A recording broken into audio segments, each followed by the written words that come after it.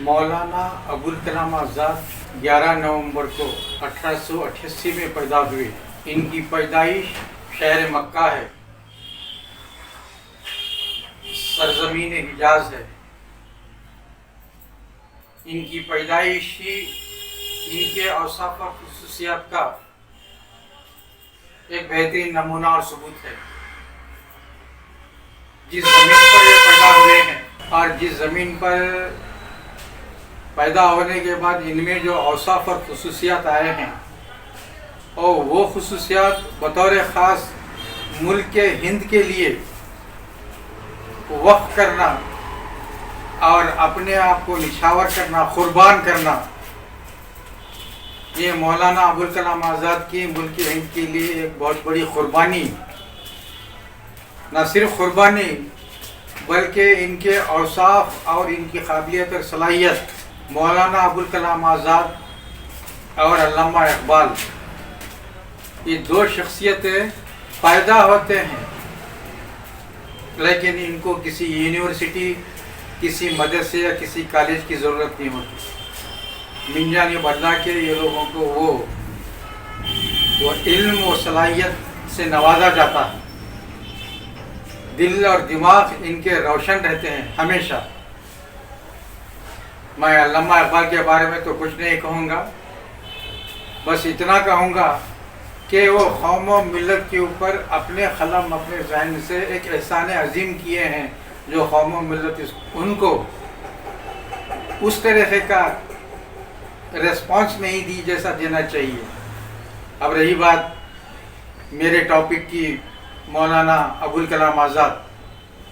मौलाना अबुल कलाम आज़ाद को अगर मैं कहूँ तो ये बेजाना होगा।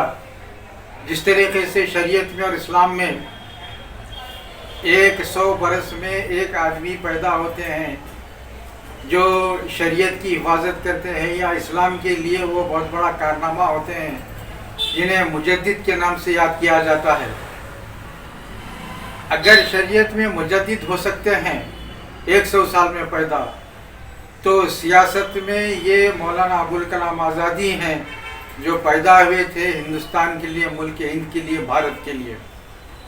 इनकी दूरंदेशी, इनकी सलाहियत, इनकी काबिलियत अपनी जगह है, लेकिन बदलते हुए हालात में और जिस तरीके से तेज़ी के साथ जिस रफ्तार से हालात बदल रहे हैं, उसमें मुसलमान और ख़ास तौर पे मुल्क के हिंद वाले उनकी ज़िंदगी और उनकी खिदमत को फरामोश कर रहे हैं।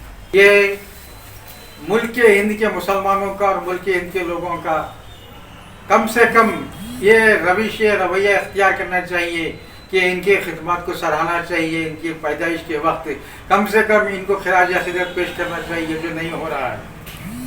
ये हमारी बदबख्ती है। नेहरू जैसे आदमी ने जो अपने आप को वज़ीर आज़म कहलाए, मीर कारवां कहे, जिस कारवां में नेहरू थे उस कारवां के मीर कारवां मौलाना अबुल कलाम आज़ाद थे। मौलाना अबुल कलाम आज़ाद का ये मुकाम है। और सियासत में आज के सियासतदान हैं।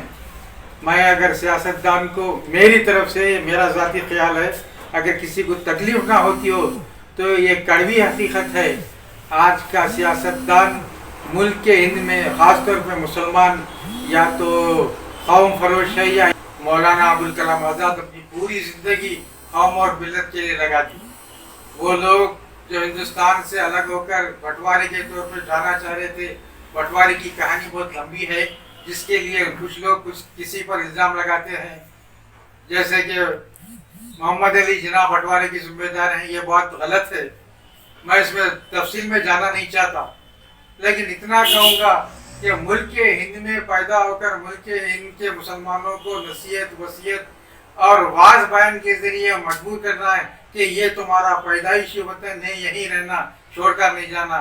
ये मौलाना अबुल कलाम आज़ाद की उस वक्त की दूरंदेशी थी, ये उस वक्त की उनकी ज़हनी सलाहियत थी, उस वक्त उनका दिल था, ईमानदाराना सलाहियत थी।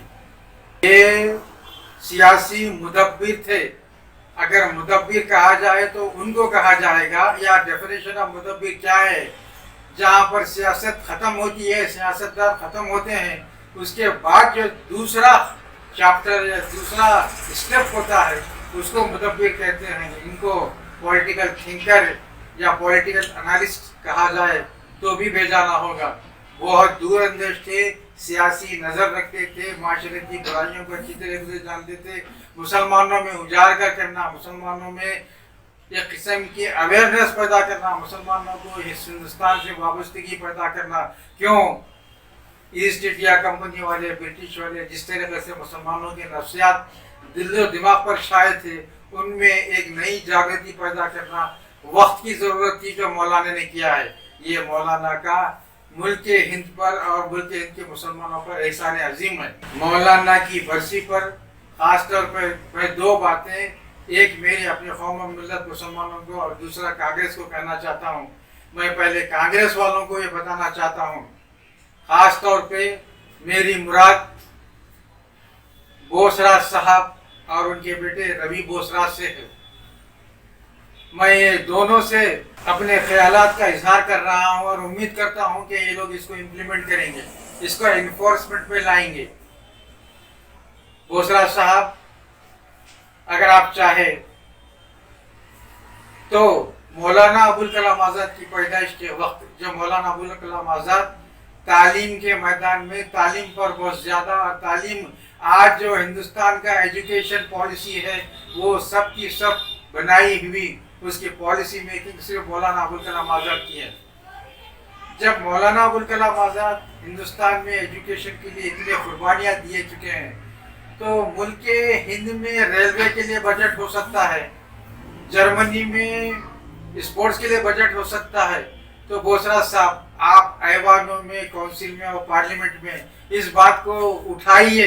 मैं आपके माध्यम से कहना चाहता हूँ कि एजुकेशन को बजट अलोकेशन होना चाहिए। न सिर्फ ये कि गवर्नमेंट कुछ पैसा दे दी एजुकेशन के लिए, ये ज़रूरी नहीं है।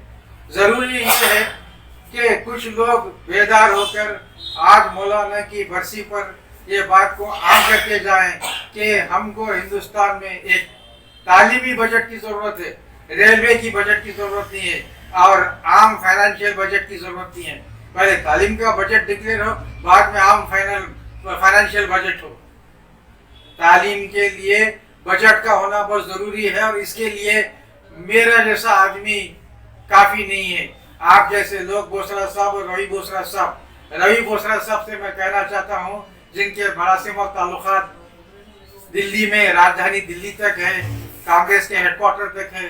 कांग्रेस में जो कमजोरियां हैं, लैप्सेस है, उसको दूर करने के लिए अगर कांग्रेस अपनी पॉलिसी मेकिंग में बात शामिल करती है कि हम अगर जीत कर आए तो एजुकेशन का बजट का ऐलान करेंगे, अपने मंशूर में एजुकेशन बजट को रखेंगे, तो ये कांग्रेस के लिए प्लस पॉइंट होगा और कांग्रेस के लिए एडवांटेज होगा। कांग्रेस के लोगों को अपने कमजोरियों का लिहाज करते हुए एक अच्छे मौके पर और बीजेपी के सख्त मुकाबले के लिए सिर्फ ये ऐलान कर देना बस काफ़ी है कि हम अगर जीत कर आए तो एजुकेशन के ऊपर फाइनेंशियल असिस्टेंस नहीं दिया जाएगा, बल्कि एक पूरा बजट होगा जो 5 साल का बजट होगा, जिससे बैकवर्ड मुस्लिम्स और दूसरी जितने हिंदुस्तानी अक़वाम और कौम हैं उनको फ़ायदा पहुँचे। मैं उम्मीद करता हूँ कि ये दोनों लोग या इनके अलावा जो भी कांग्रेस के ज़िम्मेदार हैं, मैं उन तक ये आवाज़ पहुँचाना चाहता हूँ कि कांग्रेस पार्टी एजुकेशन के बजट के लिए, एजुकेशन के बजट को अपना मंशूर का हिस्सा बनाए। मैं आपके माध्यम से इस बात को बढ़ाना चाहता हूँ, जो आप अपनी जिम्मेदारी से ऐवानों में, काउंसिल में और पार्लियामेंट में इसको उठाने के लिए पूरी जद्दोजहद करेंगे, कोशिश करेंगे। दूसरी बात, मेरे मुसलमान भाइयों से जो मैं कहना चाहता हूँ, आज जिस्मानी बीमारियाँ तो बहुत हो गए हैं और कुछ बीमारियाँ इंसान खुद पैदा कर रहा है जो कुदरती बीमारियाँ नहीं है। जिस तरीके से बीमारियाँ हैं उसी तरीके से मुस्लिम माशरे में भी बहुत सी बीमारियाँ आई हैं। मैं मुस्लिम माशरे के बीमारियों की तफसीलात में जाना नहीं चाहता, मुख्तसरन और मेरी हैसियत से, मेरे अपने मुकाम से मैं कहना चाहता हूँ कि मेरे मुसलमान भाइयों, मेरी मुसलमान बहनों, एक मुसलमान दूसरे मुसलमान की इज्जत करना सीखो। یہ ہمارے بہت سے بیماریوں کو دور کرنے کا ایک نسخہ ہے، ایک علاج ہے۔ جب تک کہ ایک مسلمان دوسرے مسلمان کا عزت نہیں کرتا، دوسرے مسلمان کی خیر خیریت نہیں چاہتا، تو مسلمانوں کی خیر خیریت کی کوئی امید بھی نہیں ہے۔ میرے مسلمان دوسرے مسلمان کی عزت کرنا آج وقت کا تقاضا ہے، نہ کہ شریعت کا۔